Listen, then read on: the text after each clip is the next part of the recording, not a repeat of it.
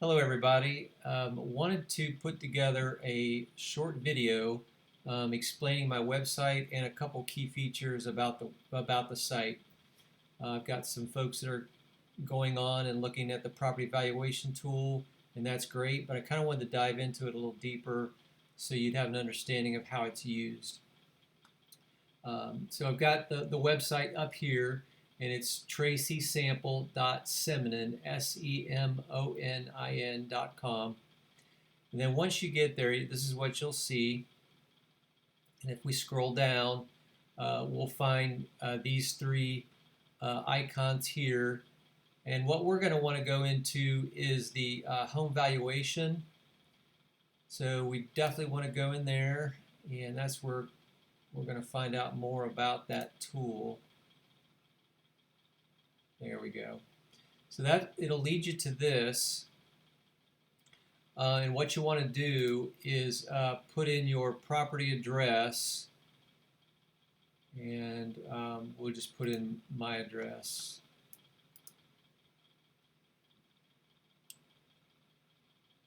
For the sake of example. And it takes a minute depending on the traffic. Here we go. Okay, so here we go. We bring up the property details, and when we scroll down, we'll see three estimates. You'll see the Zillow estimate, you'll see the RPR estimate, and you'll see the Quadram estimate. And then in there, you'll see a range. So you'll see a low and a high, and then you'll kind of get the average of that range. So what you'll kind of notice is they're different, and that's kind of the puzzle about it.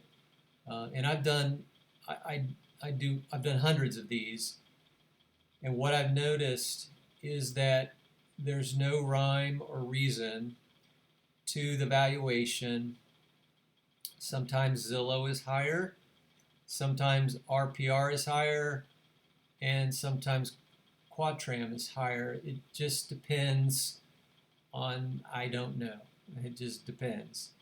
But I'm going to show you something that may be of benefit, and that is here. So I kind of look at, I kind of look at the range first of all, and obviously, we're going to want to go with, most people are going to gravitate to the higher of the three, and that's totally okay. I don't know. That may be the right one. I don't know. I don't know until we get a eyes on your property and really do an in-depth market analysis and property valuation. And that just requires on-site kind of evaluating things. But here's something that you can do on your own. So if we click into the Homeowners adjusted value tool, we can go in and type in and key in the things that we've done to the house. So if we've done, and let's click on this because this is kind of the key features. So owner's value adjustment. I'll read this. We understand that every property is different, that only you have the information needed to most accurately determine your home's true value. Use our owner's value adjustment tool to modify the lender's estimated value. And I will say that the Quadram valuation is a bank grade valuation tool. And that's all I'll say. Whether it's, I've got to believe it's a little better than Zillow, because I think Zillow, more times than not, is off, and by a lot. And RPR, not as much. It's depends on where it's pulling its data, but I would say not as much. So use our owner's valuation adjustment tool to modify the lender's estimated value that we have perceived. What you do is you simply enter the adjustment type, i.e. kitchen remodel, bathroom remodel, etc., and the associated adjustment amount, and click on Apply Adjustments when you are done. Typically, your increase in value will be shown 70% and 90% of the investment that you made. And then here's some guidelines on those national statistics. I found this very interesting, that a kitchen remodel will return about 79% of the investment. A bathroom remodel will return about 74% of investment. And then the bathroom addition can return as much as 57% of investment.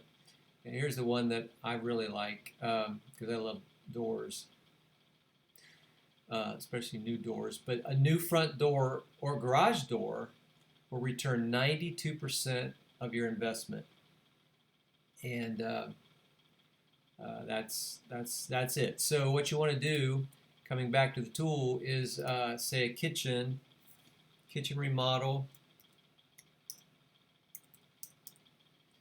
and then say we spent about, we'll say $25,000 on that project. Too much. 25,000. That our living area, it's saying it's about 2,383 square feet. I don't know how accurate that is, and we don't know until we get an accurate measurement, or either appraiser out here to measure it, or we have some way of actually measuring the property. But I would recommend getting a measurement, because that could, the average square foot price in my neighborhood is a range between 155 square feet all the way up to 175 square feet. I've seen that range. So it's important to, if you're off by 100, 200 square feet, that could be, that's a significant number. So it's better to know that number. Sometimes we're pleasantly surprised, and other times it's disappointing. So, but anyway, at least you have a true record and a true number to kind of base your valuation on. So we can then click Apply Adjustment, and our new value would be $476,671, with a range of 421 to 529.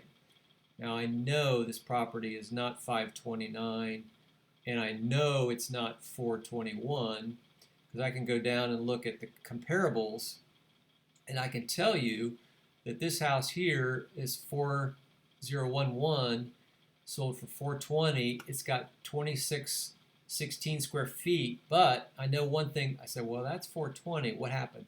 Well, I looked at that house, and the basement was not finished. No finished basement, no walkout basement, not even a daylight basement. It was unfinished. So that would support more of that price, because in this property I know it's got a finished basement. It's mine, so it's got a finished basement, and the kitchen's been updated. So I'm looking at different things. So there's another 455,000 on this one, and it was 2,680 square feet. Now, one thing I will tell you is I've looked at, again, hundreds of these, and they rarely ever get the bedrooms and baths correct. I think they're, and even on mine it says 3 and 3. We've got 5 bedrooms and 4 baths, so I don't know where they get that. So anyway, that's where we're going to get our comparables, and that's where the appraiser is going to get his comparables too. So if we have to defend our price, we know that we can go back here and see how we're doing. And then this will give you a value range based on value for the address, and then the median sales price in the zip code is 400,000, and then range for address. So we've got a range here for the address, and then we've got comparable range. So just in this, this area, we go from 350 up to 534, and then it just goes through here, number of single-family homes sold, and then the median sale price chart here. So this is very valuable.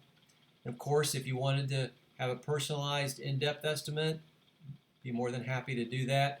But these, I will say this, that any address in the United States could be put in here, and you could actually, see what the calculations are, and just have fun playing with some things that you want to dump some money in your house. You're thinking of putting in that new door or whatever. You can kind of play with those numbers. But I will caution you that we really don't know, and we really don't know which one of these three is closer. We know that none of the three are accurate, but which one is the closest. The only way you're going to know that is to have a professional realtor come in and give you a valuation. And again, we'd be happy to do that. Just reach out to me at tsample@simonin.com. That's my email. So I can definitely schedule that for you. So that's kind of it. If you have any questions, feel free to reach out to me. Otherwise, have a great day, and we'll see you.